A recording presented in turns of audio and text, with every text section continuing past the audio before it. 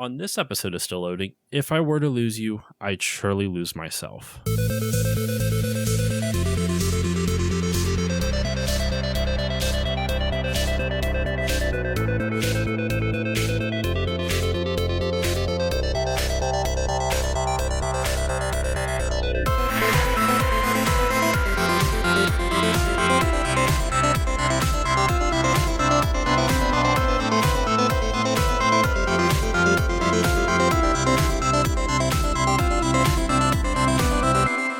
Hello, everyone, and welcome to this new episode of the Still Loading podcast. I'm your host, Josh Koval, and today on the show, it is a episode 2 years in the making. It has been 2 long years since I've had these wonderful guests on the show, and they are back giving us a long-awaited sequel to an episode from 2 years ago. With me today are Kayla and Jerica from the JK Games podcast. Kayla, Jerica, how are you both doing tonight?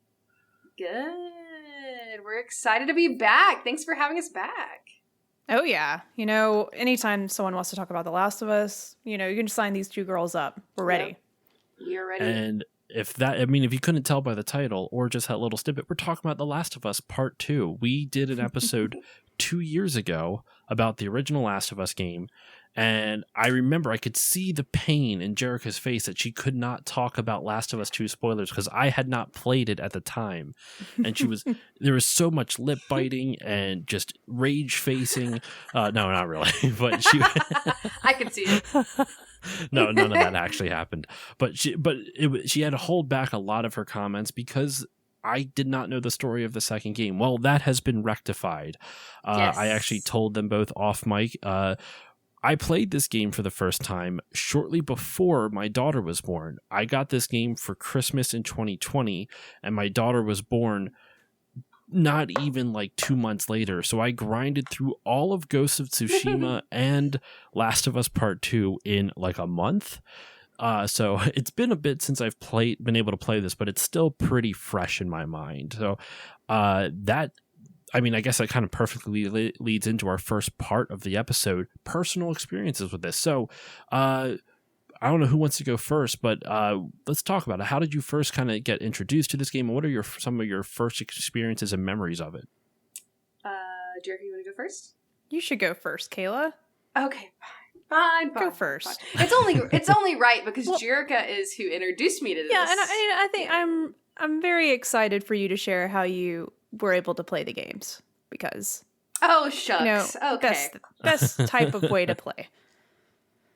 Let's see. Let's take a zoom out to old 2020. You know, oh, that old year. Had a lot of time on our hands. Had a lot of time, a lot more time than I have now to play video games and to play during a pandemic. A game that was very topical at the time. Almost too topical, some would argue. Yeah. It's almost like they knew. Mm-hmm. Right? Conspiracy. Yeah, actually, this is a conspiracy podcast episode. I'm just kidding. Absolutely not. The WLF is behind all of it. No. So what I did is I played Last of Us Part 1 and then immediately played Last of Us Part 2 right when it came out. Perfectly timed. Oh, wow. Okay. It was a beautiful experience. Jerica and I started the podcast in, crazy enough, 2019. July of 2019. And so the whole time Jerica loves The Last of Us. She always has. And so I got to hear, every week we were recording and she was telling me about like her favorite games. And I was like, this sounds like I would like this. And she was like, but there's supposed to be a new one come out. So just, she was kind of encouraging me to wait a little bit so I wouldn't have to be like, I'm sure you were, like, oh my gosh, when's that? No, I think you probably played it close after too, didn't you?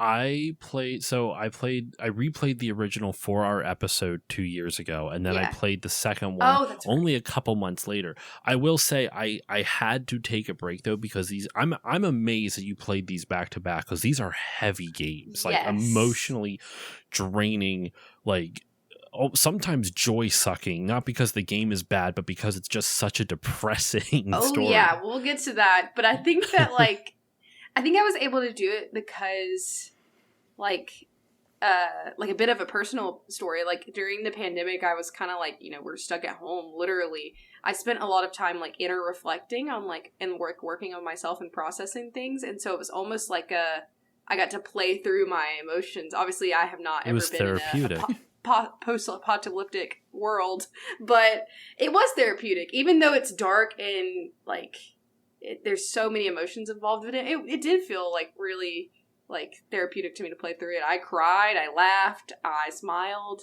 I went through all the emotions in this short amount of time. But yeah, I played The Last of Us Part 1, and I played the remastered one on my PS4. For PS4, yeah. Yeah.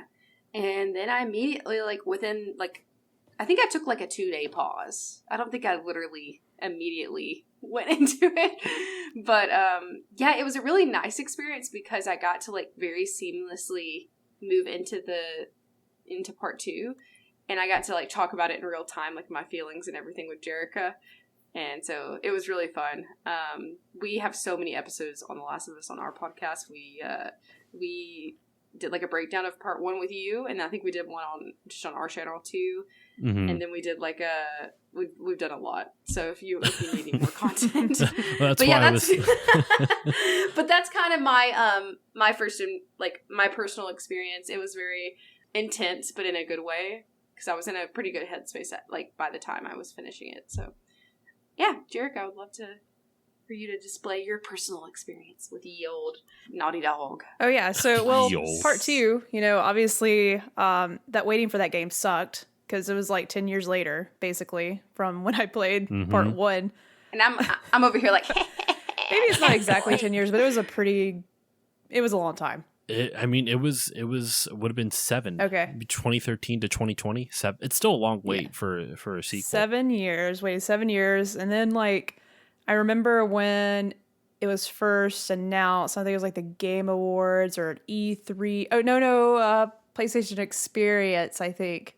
They showed a trailer for the first time. I think like 4 years before it actually came out. So it was like it's worse when you know it exists.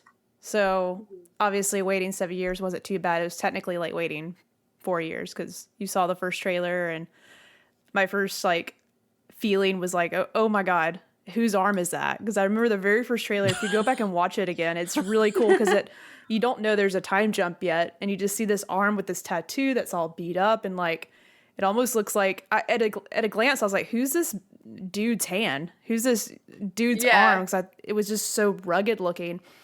And all you expect is like little Ellie again, right? And oh hell no, you start hearing her sing, and you're like, oh shit, that's Ellie. And like she's playing the guitar, the blood's like falling, like she's almost like crying blood.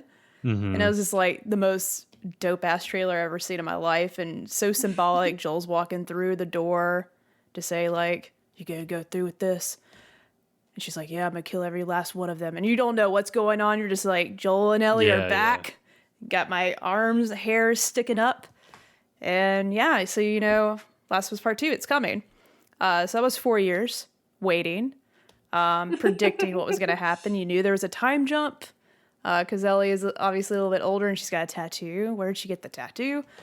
So I was obviously so excited for when this game finally came out because I was just waiting for it for so long. Did you want to know what happens next? Because part 1 ends in a way that it could be one game and that'd be it. Like, it doesn't end in like a huge cliffhanger, but there's definitely questions. Room for interpretation. Yeah, and then like you want to know what's going through the characters' minds, because obviously I just finished the remaster or the remake, and just thinking like, what if this is it? What if part 2 doesn't exist and this is all I had? You're like, dang, I'm glad part 2 exists because you get a lot more answers. You get some resolutions, sort of. Anyways, but yeah, Last of Us Part 2, in a nutshell, one of the best games I've ever played. Honestly, it's probably done something that no other game's ever done to me, which is like tear me apart and make me do things that I didn't think I wanted to do. I'm going to be very vague here. I was doing something, I saw something happen, and I was like, man, that stinks. Oh God, I gotta do this now? Ew, I hate this. But maybe I sort of like it. man, this isn't as bad. Now I feel bad that I have to do this now. Why do I think about this the way I do now? Out of context game reviews would be one of the strangest things to listen to. Oh, I gotta do this now. Ew, where are you from? Basically, that was my spoiler-free explanation for The Last of Us and what I thought about it. So, and it gave me a lot of emotions. At one point, I threw my controller in the air and I was like, fuck you, Naughty Dog. I'm not going to do this anymore. I did. There's a moment there I just like, I don't want to do this. I don't want to play this game anymore because it sucks, but in a good way. It's good. I'm curious they told to a good see story. what that moment is. I love how I was like, this is therapeutic for me, and Jerk is like, fuck Naughty Dog. Yeah, it was mean. But they knew what they were doing because it worked on me. What they did worked on me. Because they know how to tell a good story. And like this part 2, this game can only be felt in a video game. Like you have to play it to feel some of the emotions from it. Obviously, there's a show coming, which I'm really excited for, and I can't wait to see if they ever get to part 2. But you gotta play the game to get the emotional. What's the word I'm looking for? Impact. Emotional. There we go. Get the what impact that is only that you only get playing the game. So, yeah, big Last of Us fan. Got Ellie's tattoo on my arm now. Official. Oh, that's awesome. Not this. Yeah, I don't think you had that. I didn't want to. Yeah, I didn't have that then. Didn't want to get the exact placement because I think that's a little cheesy. No offense, other people that are doing that. I have a Destiny Ghost shell where Ellie's got her. Man, this is tattoo. now the second episode this month where I've had a guest get it, like announce a tattoo, or at least was recorded with a tattoo. I shouldn't say announce. So I had my buddy Andrew on the Mortal Kombat episode, which at the time of this recording has not been released yet, but it's coming out in a day or two. He got a tattoo from. You ever played the Oddworld games? Yes. Like their PS1 like platformer games. He got there's like a scar tattoo on the main character's hand. That's pretty he cool. got an actual. He didn't get a tattoo. He got an actual scarification, like one of those scarification tattoos. He showed me a picture of it. It looked gnarly. It looked so painful, but I'm sure it's going to turn out great. That's a new one. I've never heard of that. I might have to look this up. He got it for a good reason, and that's all I'm going to say because that's more his story than I'm not going to share his stuff. But one day we'll hear it. You can. I mean, we did a live stream together somewhat recently. So it's on. It's for those who are curious. He talks about it. His Twitch channel is the EXP point, the experience point, or the EXP point over on Twitch. So there's probably a VOD of it. Actually, I think he uploaded it to his YouTube channel, the whole VOD, even though my audio is shitty. But anyway, for my own personal experience with this, I mentioned I grinded through this game in less than a month. I also will say, at least leading up to the release of this game, I remember when they first announced Last of Us 2, my initial reaction was like, really? Not because it was too soon, but because I just wanted more Uncharted. I was like, no, Naughty Dog, stop doing this gritty, serious series. I want more fun, like laughable, like LOL, not raunchy. I'm like, give me the pain. Rollicking, yeah. Give me the pain. I'll be honest, after playing this game, I had a big debate with my friend Cody, who was on the show almost like 2 or 3 years ago now.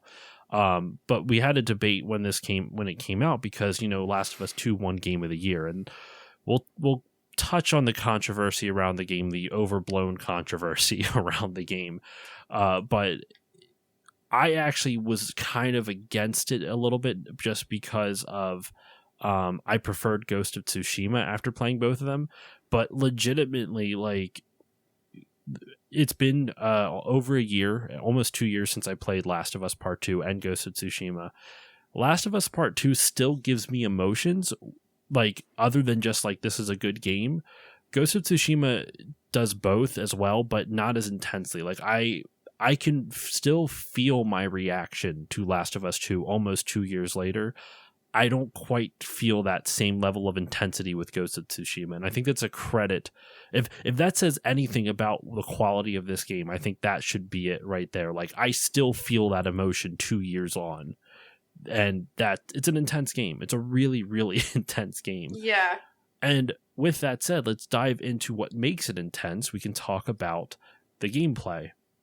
And it kind of it doesn't really change up too much from the original game. It's still very much about survival.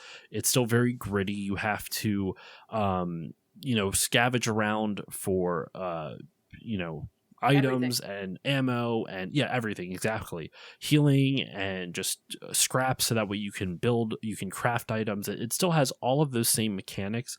What it adds, though, is that it adds a couple different things. I was watching a video behind the scenes that came out before the game came out, and one of the things they talk about is that since Ellie is a more mobile character, like Joel's kind of like, we'll get to why she fits in, but Joel is kind of similar to Abby in the sense that they are both heavy characters. Like they're Stocky. Muscular.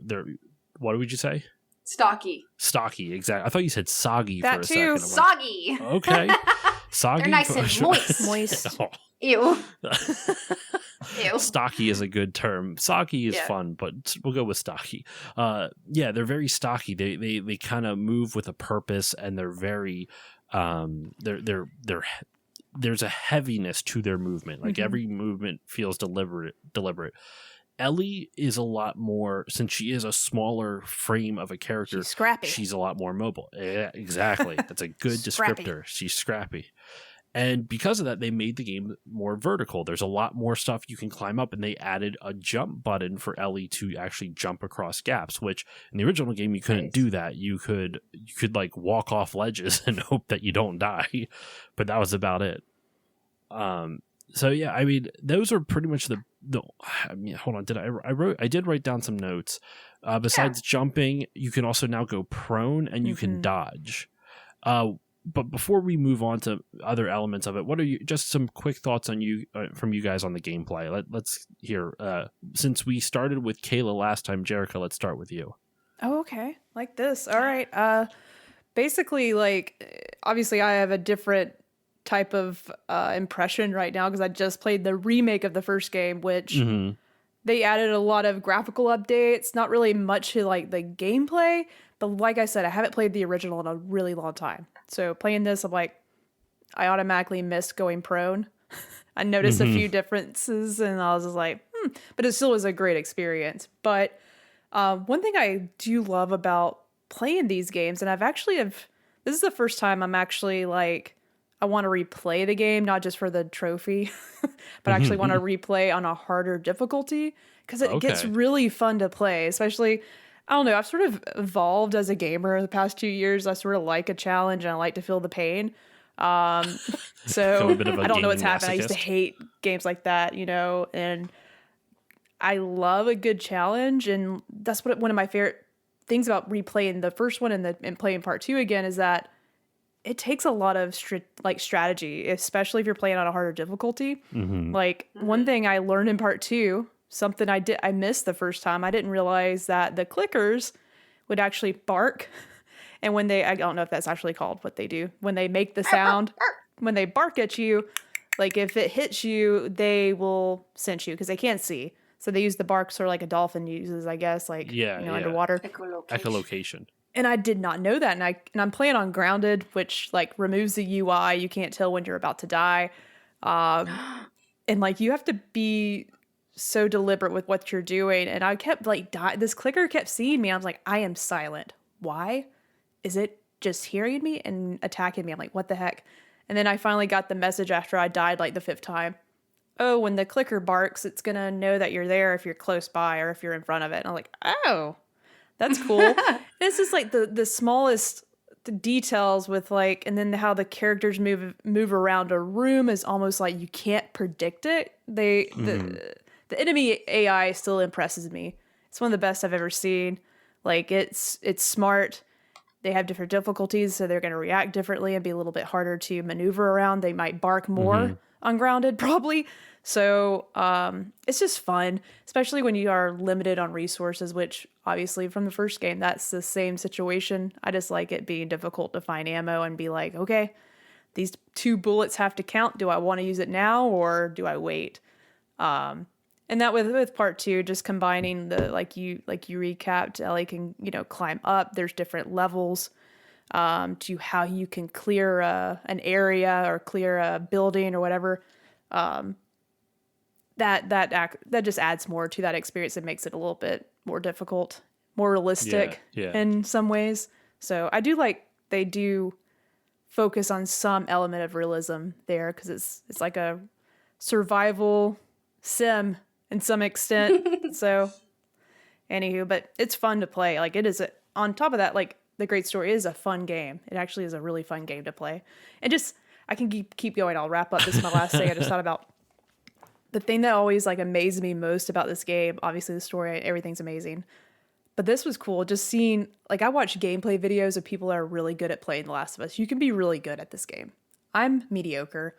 Sometimes I just really get lucky, but watching videos of people that are professional Last of Us 2 like players, like seeing how Ellie like pushes off certain walls or like goes prone, backs up, she pulls the arrow out, like, okay, she's so adapted to her environment, or the character is that you're playing, and it's just insane. Like, you could axe somebody, then use your bow, stab, run away. I don't know, it's just a lot of combinations. Is like, it's so adaptive to your environment. Like, your character lives in this world. It's wild. But you should, I gotta thank you, Kayla. Some of these videos I've watched, I'm like, well I'm okay at Destiny. I'm just okay. Well, real quick before we get to you, Kayla, then, since Jericho, you're saying you like harder games now, have you played the Dark Souls games? Because those are the games that are like the glutton for punishment games. I gotta know, have you tried one? Here's the thing. So I have yet to play. I've started Elden Ring. I'm gonna get to it. I'm going to get to it. Yeah, every time I died, I opened up a pack of Pokemon cards, and I was running out of Pokemon cards, so I had to stop. Yeah, that was the gimmick. Why would you do that to yourself? I thought it was going to be, I thought it was better than that, but I wasn't. Funny enough, I've never, I played Demon Souls, and I got really into that. And I want to keep playing it. That was my first sort of entry. The last time I played Dark Souls, am I getting that right? I get a little confused with all the titles. There's Demon's Souls, which was the kind of the that's first. That's what I played. That was kind of like the first game in the Soulsborne series, or the Soulsborne genre, I guess, from FromSoft. Then you had Dark Souls 1, 2, and 3. I don't know. Bloodborne came out somewhere in the midst of that. I don't know if it came out after Dark Souls 3 or before. I don't know the dates off the top of my head. Then obviously they did. Oh my gosh, the samurai game, I can't think of it, Sekiro, Shadows Die Twice, and then obviously with the most recent one they did Elden Ring. So funny enough, like, I do like those games, but I just don't like the environments. Like, I'm not a big fantasy medieval player, and then I don't like Bloodborne because it was just too gothic. I just can't get into that, but I like the loop. I do like the gameplay loop, so I really like. The first game I realized, like, ooh, I'm really into this, is Returnal and Hades. Okay, like, both of those are fantastic games. Am I great at them? No, but I love to play them. You might like roguelikes then. Yes, I do. I have determined I do. Yeah. I finished Cult of the Lamb, which is so far one of the best games that I've played all year. Good to know. So yeah, it's fun. I'm evolving into somebody that likes a hard game, but she'll never beat it, but she'll try her best. You're better than me. I have given up on Dark Souls 1 so many times. I won't go into it now. I have a lot of rage towards that series, but that's not this episode. So, Kayla, what about you? So here's where, what's interesting about our podcast is me and Jerica, we like a lot of the same things, but we are very different gamers, I feel like. Yes, very different. I do not like hard games. I play a game pretty much like exclusively for the story. But here's the thing. With this game, it did make me realize that I do enjoy a little bit of the grind.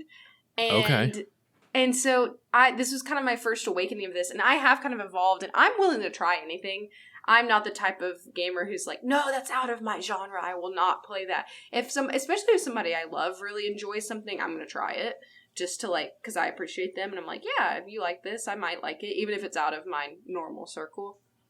And so I played this game on the lowest difficulty. Actually, I think I played it on normal, and honestly, sometimes I had to drop it down to easy, not gonna lie.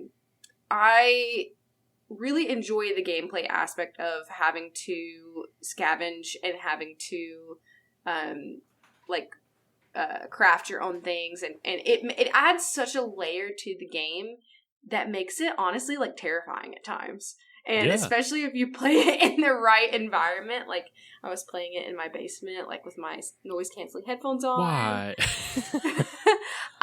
Another layer noise comes across. Oh. Another layer of context added on top of this. I love scary stuff. I'm a big horror fan. So it doesn't bother me, things like that.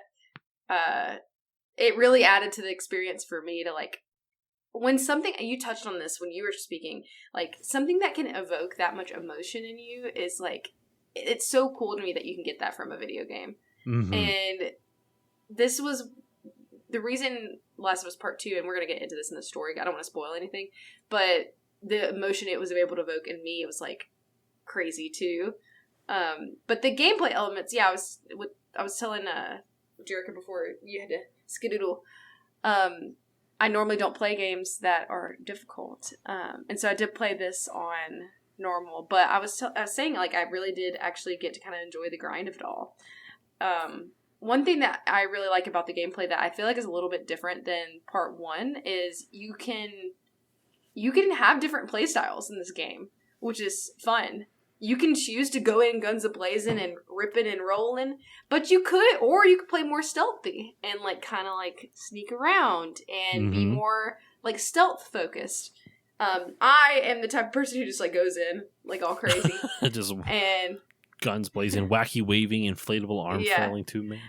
Yes, and honestly, what's actually crazy about part 2 is sometimes you could skip like fighting in some areas. Yeah. Like, sometimes you could literally, like, scoot around and just, like, move along.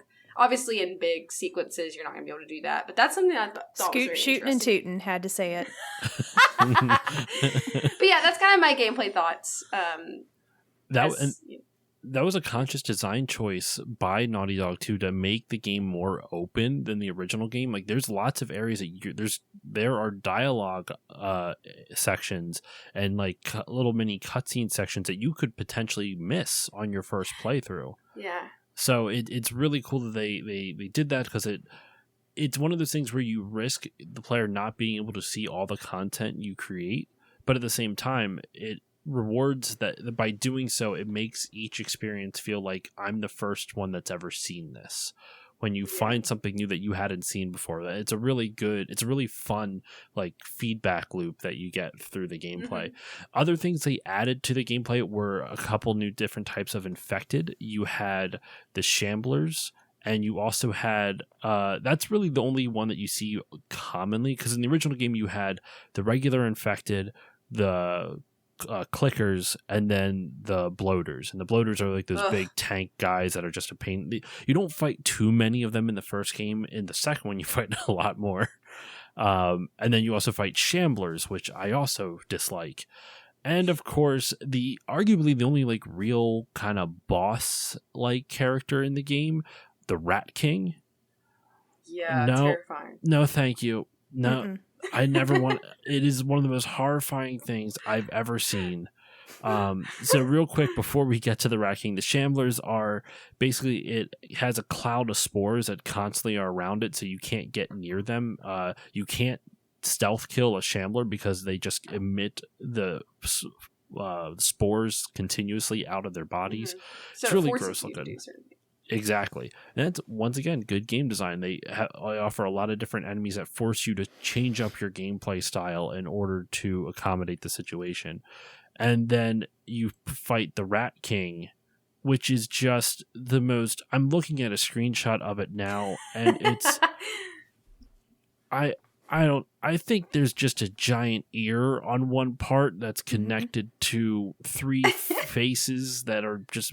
So what I do like, and this is kind of storytelling through gameplay, each of the different infected types are a way to tell it, or are a different type of environmental storytelling. Because the longer something is infected, the longer a human's affected, the more of a chance they turn into one of those, whether it's a Shambler, whether it's a bloater.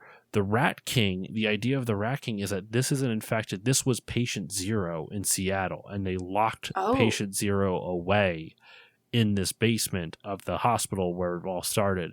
And so it's been 30 years of this thing just mutating from this, fungal infection or whatever it is. And now it's been morphed into this horrifying thing.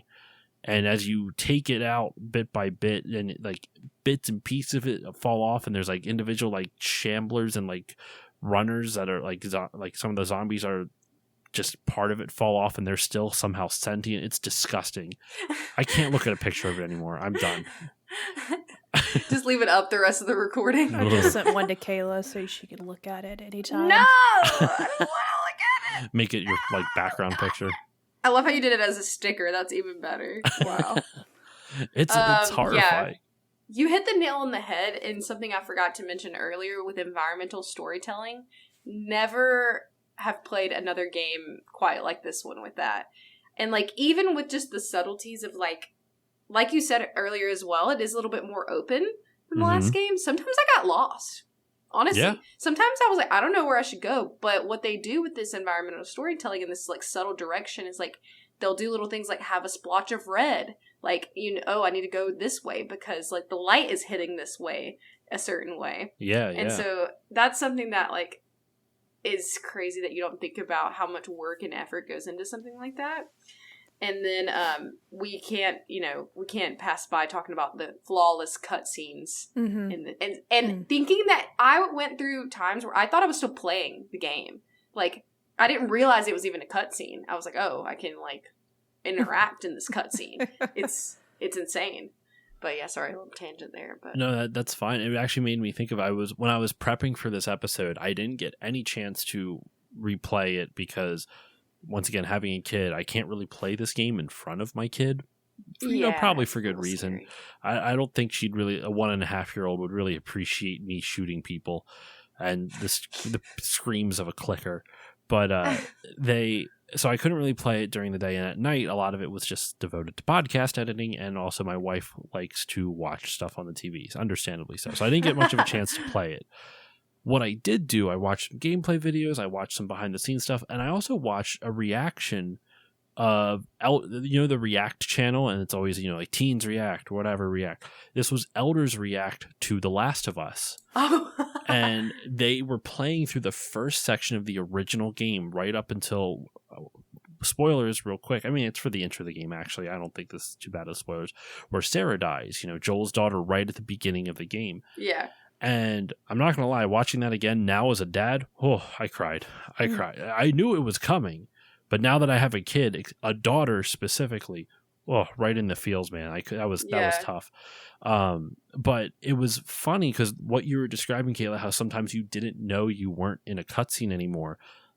Not that this happened to you, but to them, the elders, they didn't understand that like when everything else stops, that we're gamers, so we're like, oh, I guess it's the gameplay now, so let me go play. They had no idea. So in the beginning of the game where Sarah gets up out of bed and is just standing staring at a mirror, they're like, oh God, what's going to happen? And they waited for like 5 minutes. Are you calling me old? I'm just kidding. No.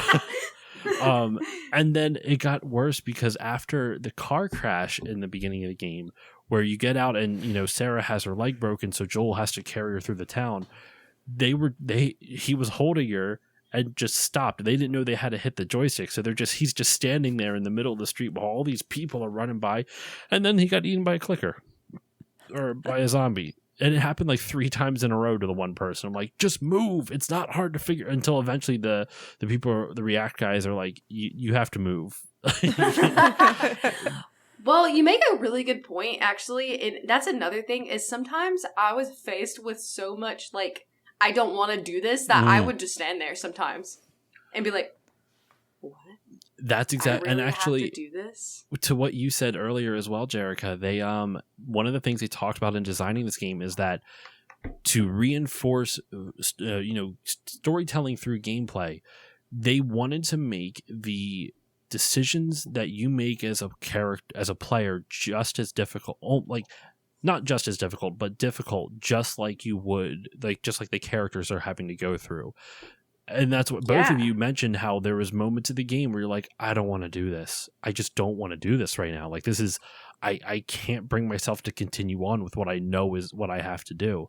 And that's exactly what the characters are feeling. And it's just really, for all the criticisms that this game gets about various bullshit that we're going to we'll just touch on, because we want to touch on it because it's part of the legacy of this game. It's part of the game's history.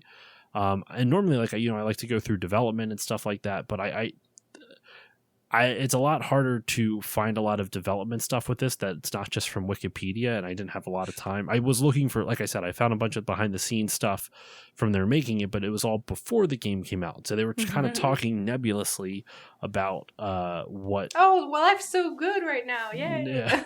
Well, it was like, they were just talking about like, oh, we wanted to do this type of game design. We want to do that type of game design. I'm like, well, that's great. We'll talk about that during gameplay, but that's not really going to help me with the history. But the controversy surrounding this game is one of the few things I know we can definitely touch on without me having to do a shitload of research to try to find a bunch of dev interviews. But what I was going to say was, this game, it really, all of the gameplay reinforces the intensity of the narrative. Like, every decision you make as a player reinforces just how brutal this world is, just in the way that the kills are done for killing the different zombies, in the way that the different factions all treat each other.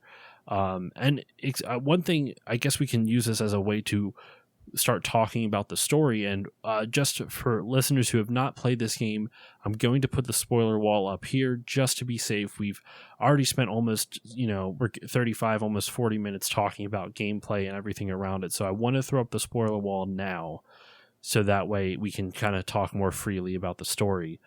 But what I love what this game does is that it takes the end of Last of Us 1, and really the whole thing gets birthed out of the whole story of Last of Us 2, for the most part, comes from the last 30 minutes or so of Last of Us 1. The entire story, it's the repercussions of what Joel did, and that's everything. The whole story is the repercussions of what Joel did at the end of Last of Us 1, which, once again, spoilers, Joel killed the entire Firefly group in order to save Ellie, who could have created a vaccine to stop the virus. Man, I got chills just talking about it. It's so crazy. Such a good dad. Well, yes and no. Yeah, actually, no. Yes, he's a very good dad.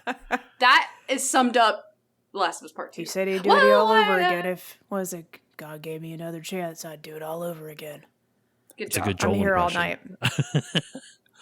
It's just such a good... the beginning of the game opens with them... You see Joel talking to his brother, Tommy, about the events of Last of Us 1, how he killed all the Fireflies. Joel, what'd you do? So that part. You have it all memorized. It's a great opening scene. Much. It's a great opening scene, and he talks about how he stopped them because creating the vaccine would have killed Ellie, and the whole thing stems from someone getting revenge on Joel.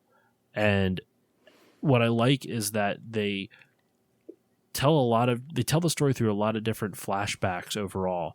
So you see when Ellie and Joel are cool, but the majority of the game takes place where Ellie and Joel are not cool. Like, she's not okay with she found out what he did, and she's not okay. And I love that they don't it. show you that happening. Yes.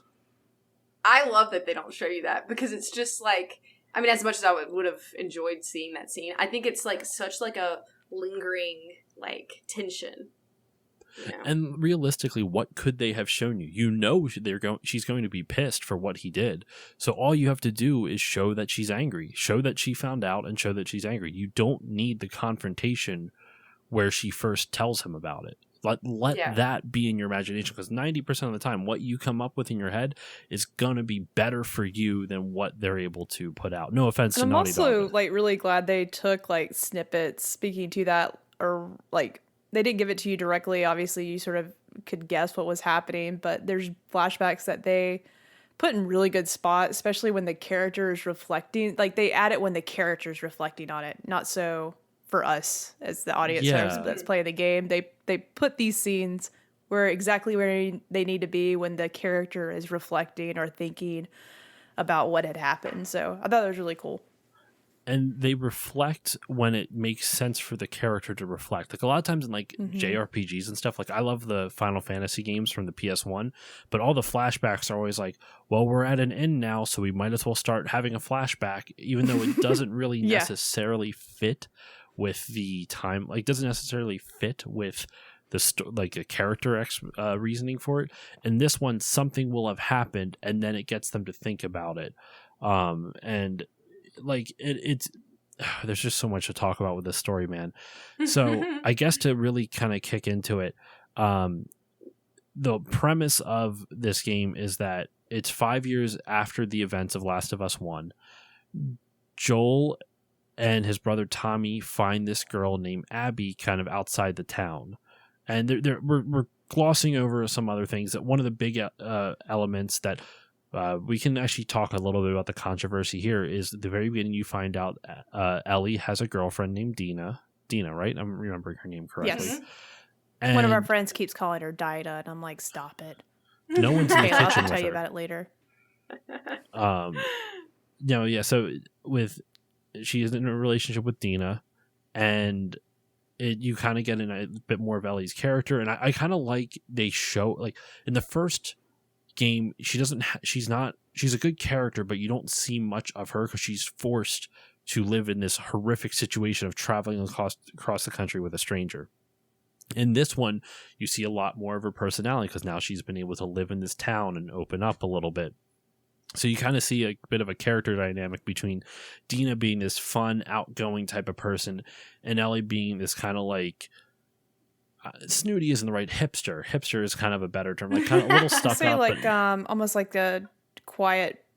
What's Yeah, the word? Like a dark, not a dark, brooding. Yeah, brooding musician. Just sort of like, yeah. Think Batman. Musician, My shit I don't like that. stink, but I don't want to get into the drama.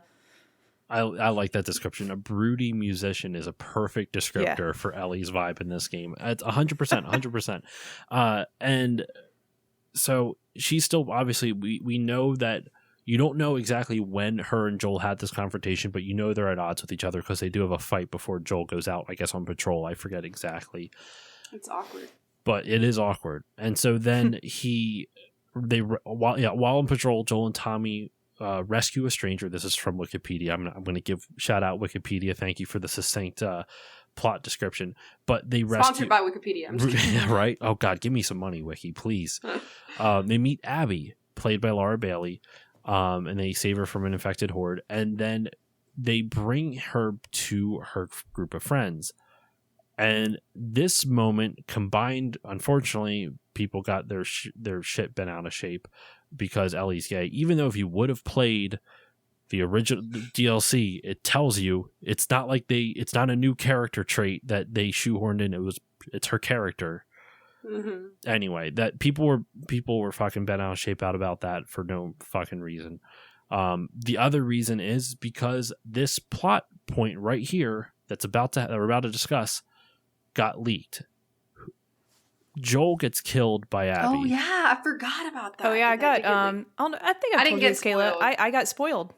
But I didn't know how it was going to happen, and I didn't know when. But unfortunately, I saw, and I was doing my best to avoid it. But like, I should have just stayed off Twitter.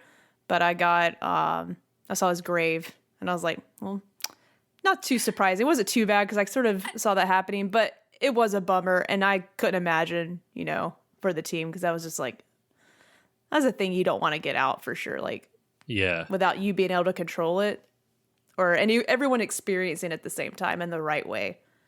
Well, and it's like the people who are mad about it, like, this is good writing.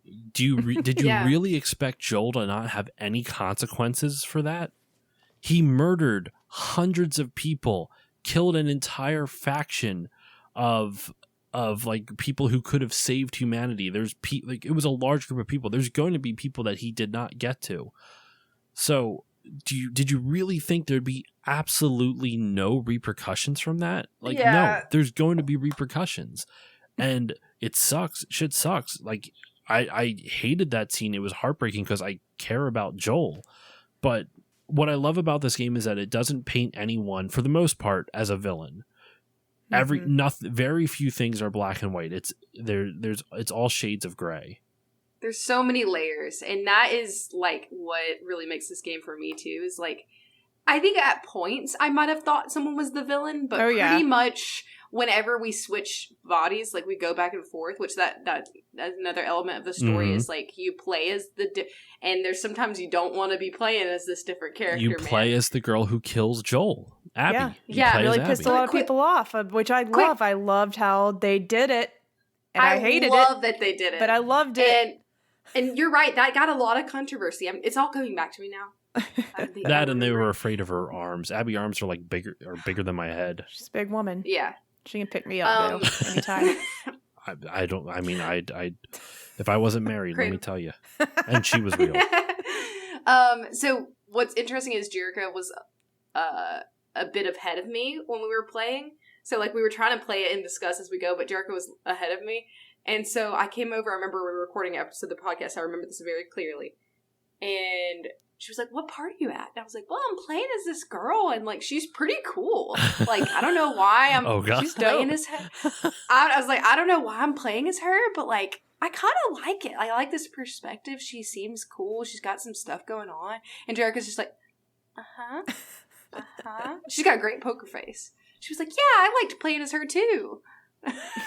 Oh my god! What a brutal realization once it happens. Like it makes sense. Like it's a good character motivation. And I playing through this game, I understand why they were talking about how the first game is about love and the second game is about hate. Because the driving force for the plot twist in the first game is Joel's love for Ellie. He can't imagine living in a world without her, so he's willing. And like he says in this game, he'd do it all again. He can't imagine. As much as he's an awful person for this decision, I admire the writing for it where they don't let him back down. Like he is this person because of the world. So he tells Ellie, like, I know you're mad at me for this, but I want to tell you I'd still do it again. I'm not backing away from my decision. I'm glad the world's a better place for me with you in it. And that's kind of the purpose of the lyric, as we find out with Ellie. You know, if I ever were to lose you, I'd surely lose myself. And that's why Joel sings that to her. And then the rest of the game proceeds to happen, and there's a reason why they needed each other, because as soon as Joel's gone, Ellie goes off. Unhinged. Yeah. For good reason, just like with what happened to Abby. Abby lost one of the doctor that was operating on Ellie. I guess we should talk about this now. Was Abby's father. Joel kills him, and so of course Abby wants revenge. This game is about hate, as they call it. It's Abby's hate for Joel, and in turn Ellie's hate for Abby. And the whole it's game, hate fueled by love, though.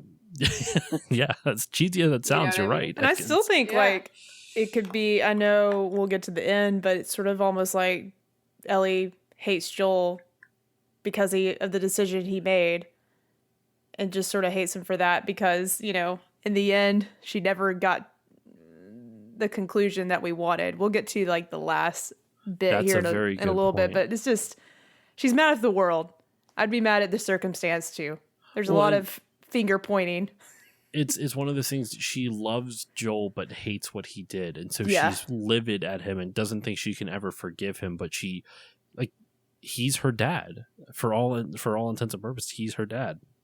But it's the storytelling is just so fucking good, and so she comes upon the scene of Joel getting killed by Abby. She is, you know, subdued by Abby's crew and just has to watch as Abby beats the shit out of Joel with a fucking like golf club or whatever. And which Neil Druckmann says something along the lines, I don't have it verbatim, but there is a story there where he had some kind of accident with a golf club one time, like busted his lip or something. And apparently that's where the idea came from. Wow. Nothing else. Just that they hurt. Let that be the weapon of choice. I have to find that article. It's sort of funny. It's brutal.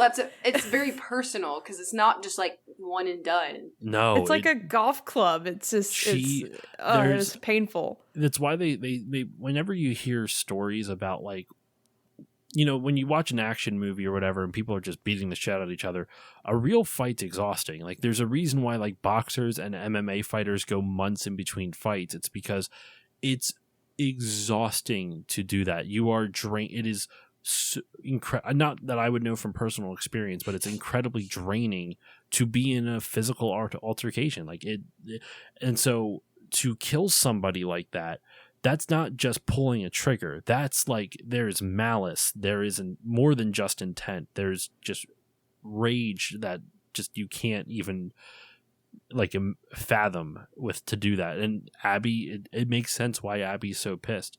And so then, of course, Tommy and Ellie want to go after Abby and her crew. And the majority of the game then after this scene, the scene that pissed everybody off, is Ellie traveling to Seattle where they are able to track down where Abby's from, because what was left of the Fireflies from the first game has joined the WLF, which is the Washington Liberation Front, and they're a liberation group based out of Seattle. Did I say a liberation group or did I say militia? I don't even know anymore. They're a militia group. You said liberation, yeah. They're a militia group, not a liberation group. Both, I guess, technically. Sort of. I mean, depends. Who's to say? And Ellie proceeds to hunt down Abby's crew one by one, trying to find where Abby's at. And you were talking before, Jerica, about how Neil Druckmann, something happened to him and with the golf club, and that's kind of inspired the scene. When I was watching there's a whole thing where they had all the actors and writers and mocap actors up on stage to Troy Baker, Ashley Johnson, Laura Bailey, Victoria Grace, who was Yara, Ian Alexander, who was Lev. They were all up on stage, and they were talking about it. And they also had the one writer, Hallie Gross, that she worked in TV, and Neil Druckmann specifically hired her for this. And one of the things she brought to the table that Neil Druckmann was like, "Oh, I hate you for this, but we have to include this," and you'll know what I'm talking about in a moment. All they said on the stage was, "She's pregnant." And there is 2 pregnant women in this game. And there's a lot of shit that happens to both of them. Yeah. One of them being Abby's friend. And I can't, it's so... I guess we probably should have led with this as like trigger warning heavy, like for this whole game. Yeah. All kinds of things. So I'm sure like... I think it's good that we're saying now trigger warning specifically, because we didn't say specifically what happened to these pregnant women. So trigger warning for pretty much the rest of these kills. Because as they go through, as Ellie goes through and takes out Abby's team one by one, each one progressively, you can see a bit of Ellie's, I don't want to say humanity, because she does reclaim it sort of at the end of the game, but it weighs on her. It wears and like tears. Like you can see she's not the same person that she was before, because she tortures one of them. I believe she tortures Nora. And the one that really fucked me up, especially because remember I said I was playing this for the first time while my wife was pregnant. Here's the big content warning. Freaking the one friend Mel is pregnant, and Ellie doesn't know this and kills her, like shoots her. I don't remember. I don't want to know where. I forget where. I think it's a less brutal technically one, but still. And then she realizes that she's pregnant. Like then Ellie realizes that Mel was pregnant, and it's just I can't talk about it. Oh my god. Yeah. I'm good. It's just that really got me. But I think that you almost see that like kind of, I don't know, that doesn't really bring her out of it either. Honestly, does I can't remember exactly. She's definitely shaken by it, but it doesn't take her out of it. She's still in that revenge mindset. Yeah, and that's all she can see. She don't see anything but red. Like she is just all in it. I don't think she can even her mental capacity can't even take it in, because I think she would just probably like have a heart attack. I don't know. So it's like it's a coping mechanism to just, I gotta get this one thing. If I could just kill this girl, it'll be all worth it. Just gotta keep that. That just happened, but I can't think about that right now. And the events of all this leads up to where during all this, Dina shows up and kind of surprises Ellie during this trip.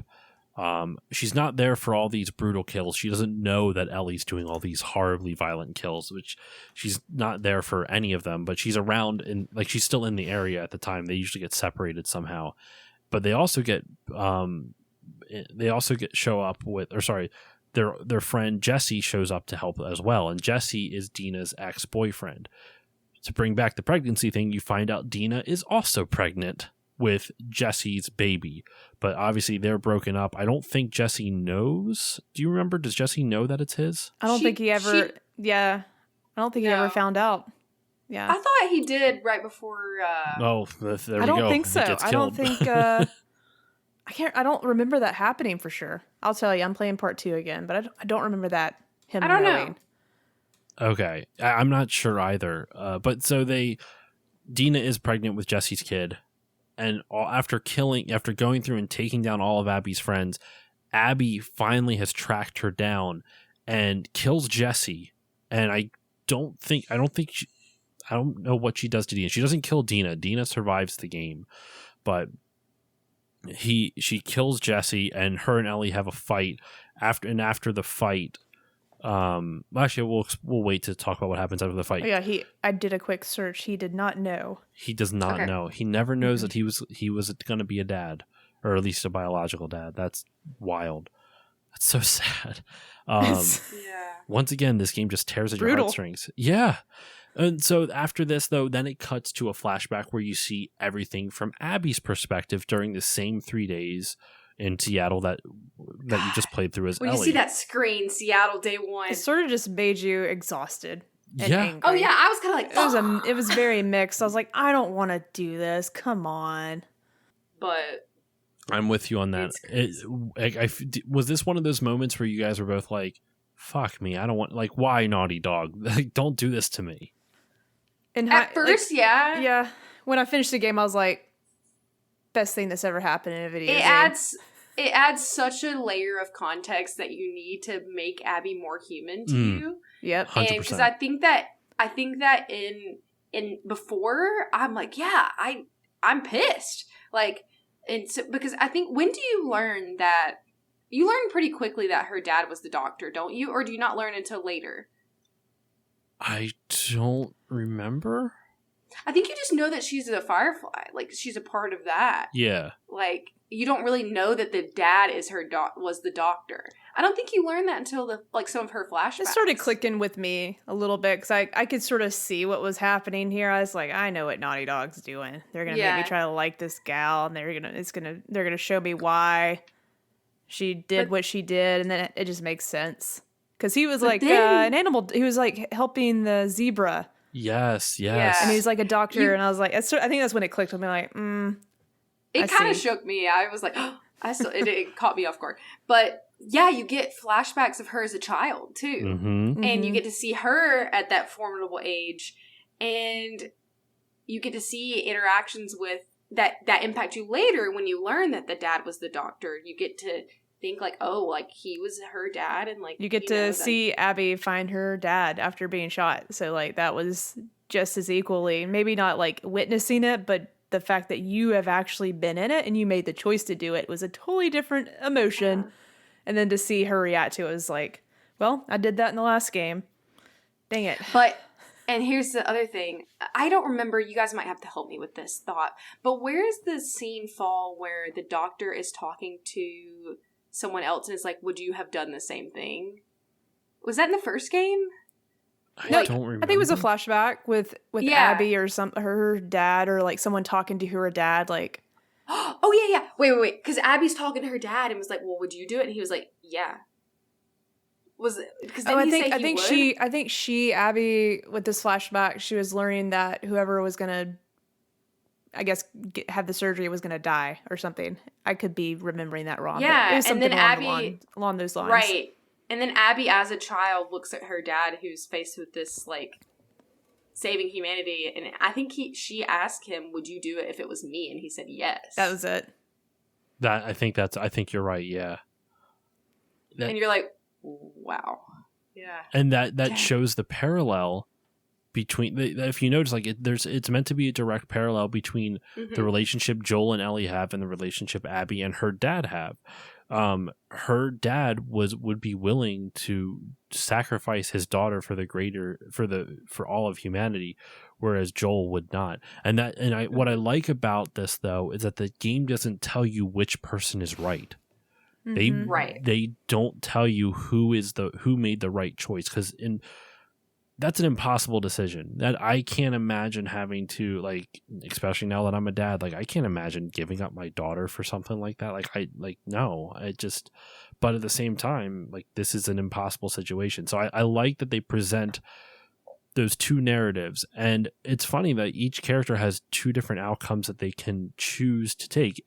Abby and Ellie are in the same shoes. They both have lost their dad to each other, and it's pretty much now a revenge story between those two throughout the entire game, and it's all a matter of who's willing to stop it beforehand, like stop or complete it, depending on what it is.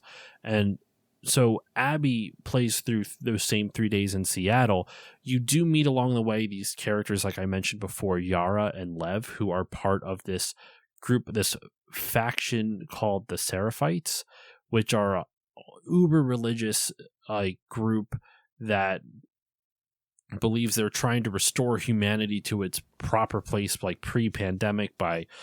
They're all ritualistic. They scar each other up, and they're very barbaric. My least favorite part of the game. I actually would agree. Yeah. It was almost not it was like that was a little bit unnecessary. I think they could have, I don't know, I don't write stories for games, but I was just like, There was so much other content that was going on. I really like their characters though. I agree. Yeah, I do. But it's like them, and then their war they had going on at the same time against the WLF and the Seraphites was one that I was like, I don't really care about this, obviously. Well, what I like about this is that the whole purpose of Lev and Yara from the Seraphites they are meant to show, like, they need another faction in this game. They did need that. And they were meant to humanize the other faction, to show they weren't this barbaric group of people. With that said, with Lev, they don't, they were abandoned by their family. They couldn't, their mother kicked them out. So it just, you really see this humanizing thing, and Yara goes after Lev because Yara is the sister, they're siblings. They have this kinship, and I love that they humanize them. I love that the devs humanize them in this, and it's really Yara and Lev, I feel, are the characters that save Abby's humanity, because and that's why they're important. Exactly, though they're important. The Seraphite sections are not the most fun to play. I hate fighting the Seraphites. I could care less about everything they had going on. I'm with you on that. The scene of you going through after their encampment that's on fire after being attacked by the WLF, that's really fun. I think it was a adrenaline rush. Mm-hmm. Yeah, Too Fast, Too Furious sort of situation. I thought it was cool, but I'm the same as Jericho. I'm kind of I'm like, okay, I want to get back to the other story now. I'm with you. That's kind of how I felt. I'm with you on that. So we'll just kind of cut straight to out of this, since none of us appear to really like the Seraphite excursions. We will just kind of talk about Yara gets killed during Abby's 3-day adventure, and it's just Abby and Lev convinces Abby to spare Ellie and Dina. And I guess because of the similar reason where it's Lev just realizes that this hate is not going to help anyone. By this perpetual hate, it just does not help a single person. So Abby and Lev leave, Dina and Ellie leave, and several months later you see them living a life on a farm together. Dina has now given birth, which, can we just say real quick, Dina is way too mobile for a pregnant woman. That's what I'm about to say. I also agreed. It was,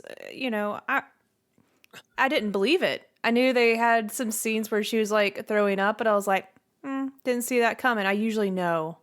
I would know those things. Well, that is always visual shorthand. If you have a woman vomiting, It's a lot of times pregnancy. I didn't, yeah. you know what, that didn't Morning click with sickness. me. How weird was that? Like, I remember like, oh, she just ate something bad. Like, I I thought literally, she was gonna turn. I thought she got bitten for a minute. that's what I'm our glad friend, she that's what Todd thought, Kayla. Yeah, I as thought well. she got bitten for a moment.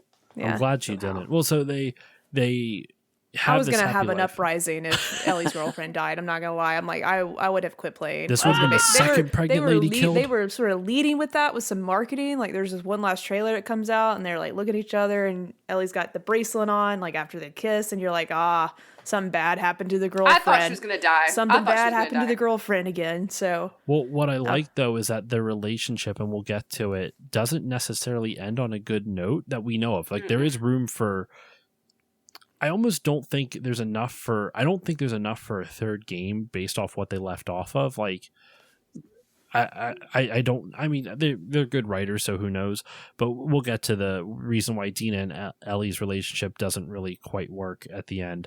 So it's been several months later. Ellie and Dina are now raising the son that was, or Jesse's son that him and Dina had together, and Ellie deals with PTSD, and she has lots of moments with flashbacks, and Dina is really good at taking care of her. Mm-hmm. But then Tommy shows up, Joel's brother, and says he's found where Abby is at. He knows where she is. So he kind of guilt trips her into going, and Ellie decides to track Abby down. She still is not over this. Like, she's still suffering PTSD from Joel, and she feels like this is going to be the resolution that she wants. damn it, Tommy, that made me so mad. I also love when Dino ran out the door and started yelling at him, like, what the fuck was that? It reminds me of something my family would do, just run out the door and be like, and Ellie's just sitting there inside, and she's like, oh, outside. I love that they're arguing outside. Mm-hmm. It was such a good, I love that scene.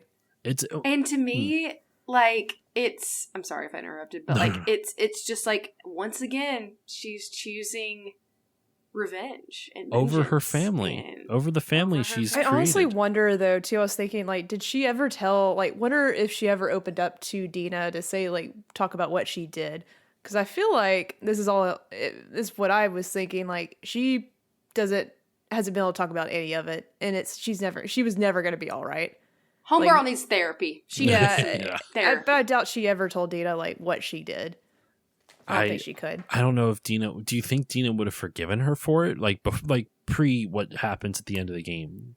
I think I so. think that- I think so. Like, I think she had to know something.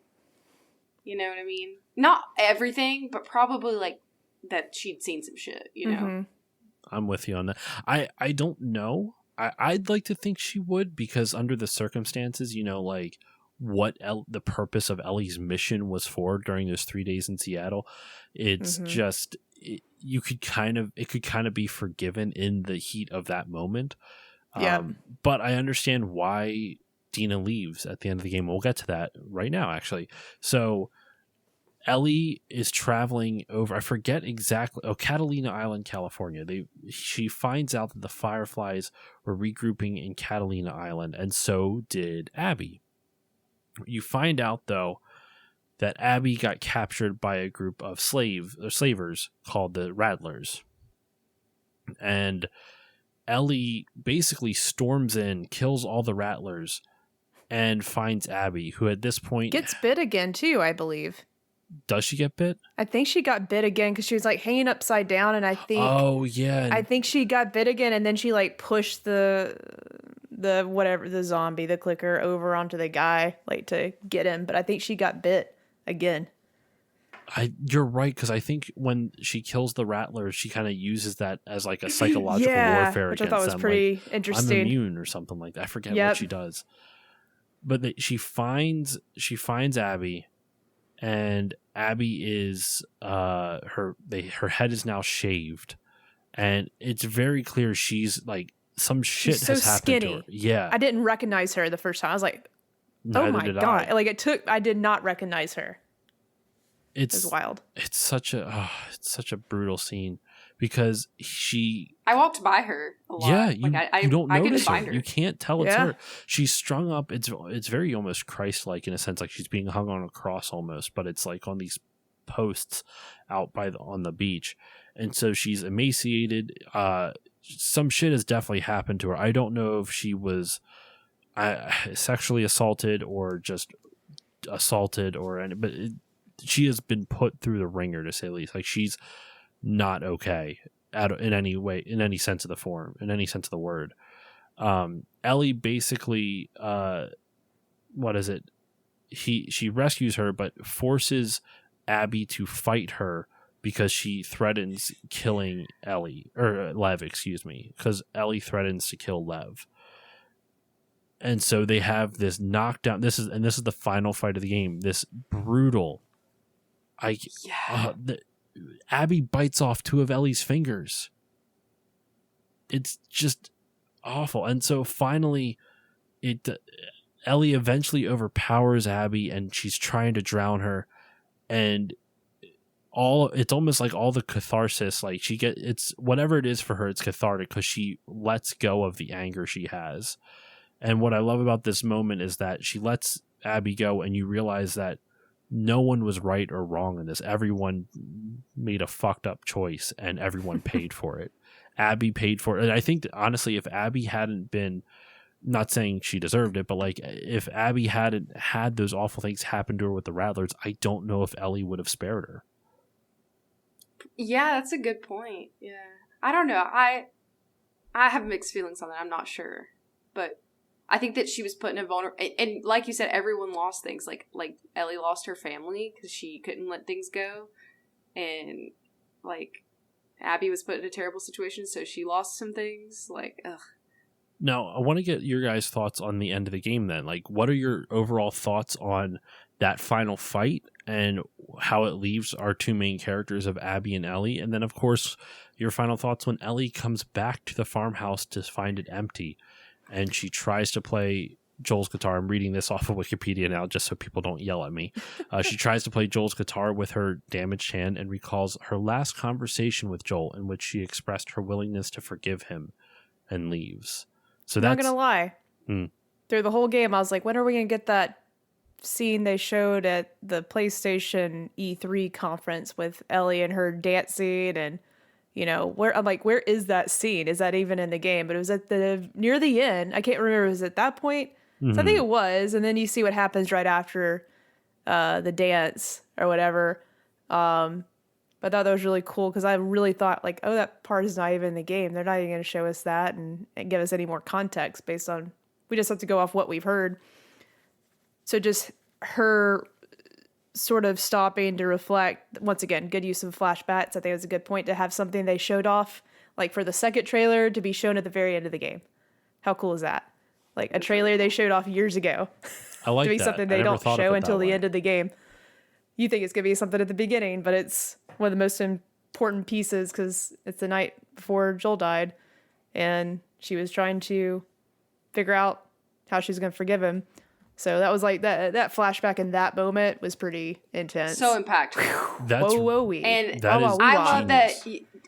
If I remember correctly, you get to see like Joel watching Ellie and Dina, don't you? And like kind of like admiring them and like being very fatherly. Jumping in and trying to protect Ellie, and Ellie's like, "I don't need your help, Joel. Get out of this."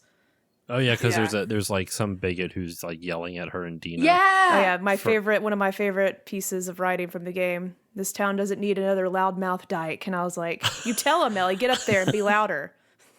It's like, wow. I didn't know, the gays were still having a hard time, even with the clickers around. That's what I was going to say. I'm like, aren't there bigger problems? Well, this isn't a problem, but like, is this still a problem to you when you literally? I thought at some point we'd get a reset on some of these things. Yeah, you think you get a pass when you're going through this crisis, but I guess not.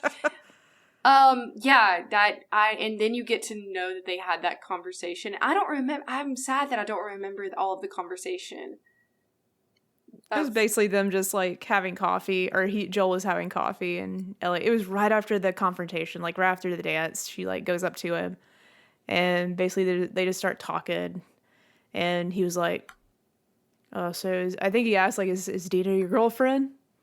Such a dad conversation. It definitely was, and she's like, "I don't know, it was a mistake," and he's like, "Well, she would be lucky to have you." And it was just such a dad thing. Yep. And then she gets mad. Like, you can see him trying to open up, and she's sort of accepting. And then she's like, "That wasn't your choice to make." And then she jumps right into the, you should have. That was the only reason my life mattered, and you took that away from me. And Joel was just like, that's where he says, if God gave me a second chance, I would do it again. And then she sort of just reflects and thinks, and she's like, I really want to forgive you. I don't want to forget you or forgive you, but I want to try, or something like that. Mm-hmm. And that was it. And he's like, I would like that very much. And he almost tears up, and that gets me every time. What a genius way to use. It reminds, I haven't seen the movie, but it reminds me of the movie Memento, where Memento was done by, oh my God, what's his name? He's the same dude who did fucking the Dark Knight movies. But Christopher Nolan. I believe that was that him. Guy, yes. Yeah. That guy, he's just a small little indie developer. So Memento is a movie where it's like, you see the beginning, like as the movie progresses, in the first part of the movie, you see the beginning of the story and the end of the story. And as the movie goes on, you progress forward from the beginning and you progress backwards from the ending. So the end of the movie is actually the middle of the story. The way it kind of chose. Oh, that's cool. And so the way they kind of marketed this, they told you the end of the story, but you have none of the context. So none of it means something in that moment. Because like if you played Last of Us 1, that scene would mean something to you. But it means something even more now that you know the context of all the events that occur after it. Of all the events of Seattle. It's really well crafted writing, in my opinion. Just they could really have put well the dance and that conversation at the beginning of the game, like I guess in the timeline to be correct, and it would not have had the same impact. It was at the perfect place. Whew. So good. We should wrap this up, though. I promised you, Jerica, that we'd only go for an hour. I told you if I start on by The Last of Us, so I forget that I need to go sleep and get up early. Well, we're gonna wrap this up now because we got a good length out of this episode. I'm happy with our conversation on this. So let's just kind of go with some final thoughts and then some plugs. So I'll leave it both to you. Final thoughts on, we talked about the ending, but final thoughts in general on The Last of Us. And I guess this goes without saying, we all recommend this game, but what are your final thoughts? Only after you've played the first one. This is not a game where you shouldn't just play the second one. What's wrong with you? No. But yes, 100%. I'll go first if you don't care, Jerica. I think one quick last thing is the piece with the guitar and how she's trying to play it with her hand mangled is so symbolic and like just you're not the same person you once were. And here's the thing, me and Jerica, I know we align on this. I personally do think there could be enough content to do another game. Okay. I wish they would do a prequel showing like Ellie's parentage and like how she got to be where she was, and or like how the like pandemic started and like all that kind of things. Maybe I think that would be a cool game to do. Or because again, it's left kind of open-ended. You see Ellie leaves, she sets the guitar down and she walks away. There could be several things she's doing here. She could be going to find Dina, or no, she does go see that she's happy, doesn't she? Nope. She does That's not. what we talked about that. Maybe that's what would happen. That's right. We talked about maybe she goes to try to find Dina and like it's like, oh, I could rejoin her, or I could just like she sees that maybe she's happy somewhere else, and then goes to either, hunt down Abby again, or maybe go befriend another city or something. I don't know. But I think it's possible.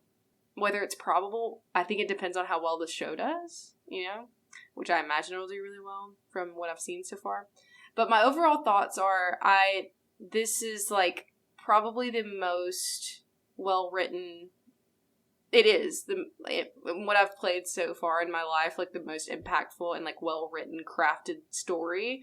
And I agree with Jerica, what she said in the beginning is like, I don't think that you could get the same experience any other way. Like, but playing it, being faced with these like really difficult things that you have to do. And like, I love how human the game is, like in a world that's filled with non-humans.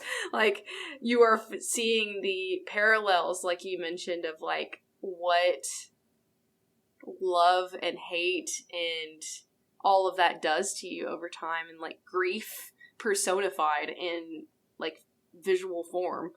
So overall, it's tough, but I think that it's such a great message at the end of the day. So 10 out of 10, chef's kiss. Fantastic sequel. Well, I definitely think there's going to be a part 3. It's going to happen. I think this was meant to be a trilogy. Just like the first game, this story could be over. But I think it's always meant to be a trilogy. I know they won't say that, but obviously they will have a part 3 at some point. And then there'll be a Last of Us kart racer. Yeah, just like all the other Naughty Dog games. Well, they didn't do it with Uncharted. Sorry, go on. Well, I can't also wait for the multiplayer game they got coming out, and how that will connect the dots on story lines, whether it's in a whole other... I think it's supposed to be actually like San Francisco, like the area that it's going to take place in. If you ever played The Division, I play a lot of Destiny. I love live service games, so just knowing that this gameplay will be in that kind of game with an incredible story as well. Like, I've never played a live service game. Destiny's getting there. Way better than it's the best out there if you're looking for a story and a live service game. It's good, but I think Naughty Dog's gonna knock it out of the park and really make a insanely good game that you'll want to play all the time. And I don't know, I play a lot of Destiny. It's the only game I have time for, really, that type of game. So I can't wait for the Last of Us game to make me choose between Destiny and whatever this is gonna be, because I'm gonna have to make a choice. I'm sure they're both gonna be time consuming at the time. So I can't wait to see what happens there and what stories get pulled out of that. But I do think, 5 years from now, we'll probably be at a place to say this is the Last of Us Part 3 is happening. This is cool. I think Naughty Dog's gotten big enough and probably going to get the funding enough to have 2 teams. You're going to have someone always working on The Last of Us, and you're going to have someone always working on whatever's next. Their new thing, Uncharted, I don't know what it is. I believe they've sorry, finish what you're saying. Finish what you're saying. I cut you off. No. Go ahead. I was just going to say... Are you talking about the new thing? No, I was just going to say, I believe they've already had 2 teams working on games before, because I want to say... Because, like, generally, games take a good chunk of time to develop, so they while they were finishing up, Uncharted 3, another team was already working on Last of Us 1, which was originally going to be a Jak and Daxter game. Like, they were going to make another Jak and Daxter one, and then they just completely shifted gears. Actually, funny story, I can show it to you after we finished recording. Naughty Dog did a re-release of the Jak and Daxter 1 through 3 for the PS4 through limited run games. So I actually have like a PS4. Oh yeah, I remember that. Yeah. If you bought all 3, they sent you a mock-up case of Jak 4 with concept art and stuff. I have the mock-up case like right over there. I could show it to you. But yeah, so before I get into my final thoughts, since I did cut you off, there's any other final thoughts you want to add to Last of Us 2? Oh yeah, I think Ellie is going to be on her own for a little while in the next game. This is my prediction. I didn't know, I could have never predicted part 2, so I know I'm going to be wrong here. I think they do at least a 10-year jump. Wow. For part 3, I think it's 10 years. I think it's a long time. Put some money down on that. Let's see what happens. I'm not going to gamble. I'm not a gambler type. I want Ellie to be my age when I play this game. I want that explored. What's it like to be scrappy in your mid-30s? In a zombie probably apocalypse. My 40s by the time I play this game. That's it. That's my final thoughts. All right. As for me, this game just really it gave me a lot of thoughts as I played through it. I mean, I had a lot to think about. I think one of the things that that just kind of going through our conversation now and really kind of reflecting a lot of the themes of the game, one thing it made me think of is how our empathy for others can be so easily manipulated. And what I mean by that is I was listening to, I've shouted this podcast out before Not that it needs to, it's much bigger than mine, but Alan Alda has a podcast called Clear and Vivid, and he talks the whole show for listeners. All my regular listeners know it's about communication, how the science of communication and how we communicate to each other. So in one episode, he had somebody on who's talking about why making decisions with empathy isn't always the best thing because of certain specific reasons. One of the reasons is that empathy can be manipulated, and you see it a lot of times, usually with like political ads, like think of the children. So it'll take your empathy for a group that is suffering, or whether it's the animals that you see in those commercials, or whether it's a politician trying to think of the victims of these crimes or something like that. It'll take your empathy for a specific group and then convert that into anger towards their opponent. Be like, I'm for this. Feel bad for these people, and then know who's hurting these people that you feel bad for? That guy over there. Go be mad at them. And this game kind of does that in a sense where... And you're like... You want to... But what I love about it is that it forces you to do that for everyone you think you're supposed to hate. The first thing they do is they manipulate your empathy for Joel and Ellie in the very beginning to hate Abby. You hate Abby at the beginning because this brutal murder. It manipulates your empathy for these characters, and you feel for them so much that you're willing to do what Ellie's doing right now. You are going to go to hell and back to make Abby pay for what she did, and you're with Ellie every step of the way, even though you hate all the brutal things that Ellie does. Like, you feel that weight, not obviously quite as intensely as it would be in real life, but you feel that weight of what Ellie's doing.